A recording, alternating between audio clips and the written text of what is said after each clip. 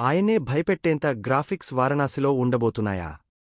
Shoot చేసిన సీన్కు VFX చేయడానికి కూడా 1కి 10 సార్లు ఆలోచించుకునేలా వారణాసిలో సీక్వెన్సులు ఉండబోతున్నాయా? సూపర్ స్టార్ మహేష్ బాబు వారణాసి సినిమాపై మరిన్ని అప్డేట్స్ రీసెంట్గా బయటికొచ్చాయి.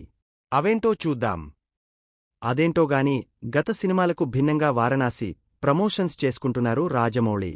ఇదివరకు తల బాదుకున్న సింగిల్ అప్డేట్ ఇవ్వని రాజమౌళి ఇప్పుడు మాత్రం అడక్కుండానే అన్నీ చెప్తున్నారు. మొన్నటికి మొన్న ఒకే ఇంటర్వ్యూలో చాలా విషయాలు చెప్పారు మహేష్ అండ్ ప్రియాంక. తాజాగా జక్కన్న సైతం వారణాసిపై హాట్ అప్డేట్స్ ఇచ్చారు. ఒక్కటైతే నిజం.